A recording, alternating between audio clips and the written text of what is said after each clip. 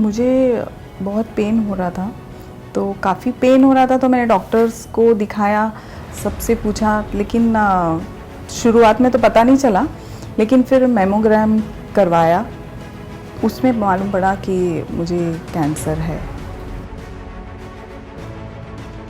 मुझे बहुत लेट मालूम पड़ा, कुछ 3rd स्टेज था। मुझे ये भी फील होने लगा था कि लोग क्या बोलेंगे। मेरा एक रूम है जिसमें मैं अकेली रहूँगी और ट्रीटमेंट के बाद सिर्फ उसके अंदर ही रहूँगी मैं। मतलब मैंने ऐसा अपने दिमाग में सोच बना ली थी कि यही मेरी एक दुनिया होगी। मैं इतनी डिप्रेशन में आ गई थी और इतनी तकलीफ़ में थी। ब्रेस्ट कैंसर में ज़्यादातर सबको मालूम है कि ब्रेस्ट कैंसर में ब्रेस्ट को पूरा रिमूव कर दिया जाता है। कहीं ना कहीं मेरे दिमाग में यही चलता था कि कोई मेरी फ्रेंड या मेरी कोई भी रिश्तेदार अगर उस वक्त मुझे ये पूछ लेगी कि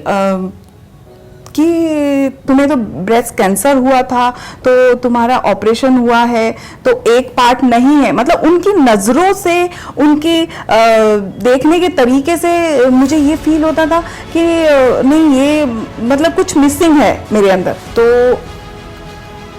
मैं उस चीज़ से भी डरती थी। शायद उसकी वजह से मैं सबसे दूर रहना चाहती थी। तो लेकिन मेरे जो डॉक्टर हैं उन्होंने मुझे सजेस्ट किया, डॉक्टर रितेश गुप्ता, उन्होंने मुझे डिटेल में समझाया, जिन्होंने मेरी ये रिकंस्ट्रक्शन किया है, उन्होंने भी मुझे इस चीज़ के लिए समझाया। उन्होंने भी मुझे बोला, और उन्होंने ये नहीं बोला कि नहीं तुम्हें करना ही करना है। उन्होंने मुझे ये कंफर्टेबल पहले फील कराया कि अगर तुम चाहो और तुम्हें अच्छा लगे तो ही करो, हम फोर्स नहीं करेंगे। उस वक्त मेरी डॉटर है 23 इयर्स ओल्ड, तो उसने मुझे और मेरी सिस्टर, उन दोनों ने मुझे ये इसके लिए इनकरेज किया कि नहीं, ये तुम्हारे लिए बहुत ज़रूरी है, तुम्हें आगे चल के बहुत दुख होगा। फिर मैं डॉक्टर रितेश गुप्ता से मिली, उन्होंने भी मुझे इस चीज़ के लिए समझाया। मैंने अपना न्यू ब्रेस्ट बनवाया, जिसकी वजह से कैंसर होने से पहले जो रूटीन मेरा था, आज वापस से मेरा वही रूटीन है। अगर मैंने रिकंस्ट्रक्शन नहीं करवाया होता तो शायद मैं उन लोगों के जवाब नहीं दे पाती जो कि ऑपरेशन के बाद मेरे घर पे मुझे मिलने आते थे, जो मेरे क्लोज हैं, और उन्होंने मुझे ये एक सेकंड नहीं लगाया पूछने के लिए कि तुम्हें तो ब्रेस्ट कैंसर हुआ था, तो तुम्हारा ऑपरेशन हुआ है, तो एक पार्ट नहीं है। मैंने ये रिकंस्ट्रक्शन करवाया, उसके बाद मैंने उनको कॉन्फिडेंस के साथ में उनको जवाब दिया, उनको बोला मैंने कि नहीं, ऐसा कुछ भी नहीं है, मैं नॉर्मल हूँ, मैं जैसे पहले थी वैसी ही हूँ, कि मैं एक्सरसाइज करती हूँ, योगा करती हूँ, डांसिंग करती हूँ, मुझे जहाँ जाना है मैं जाती हूँ, जैसे मुझे कपड़े पहनने हैं वो पहनती हूँ।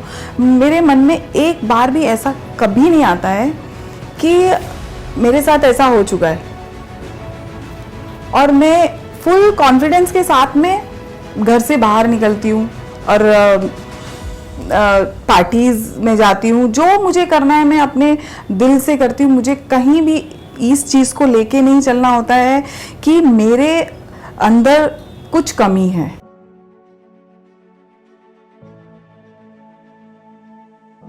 और स्पेशली मैं जो भी फैमिली हैं जिनके घर में ऐसा हुआ है, मैं उनको बोलूँगी कि आप पेशेंट को सपोर्ट करो, ना कि उसको इस चीज़ के लिए डराओ। उसको सपोर्ट करो कि हाँ, ये तुम्हारे लिए अच्छा है, और इसमें फैमिली सपोर्ट सबसे ज़्यादा ज़रूरी है, सबसे ज़्यादा, जो कि मेरी फैमिली ने मेरे साथ किया है।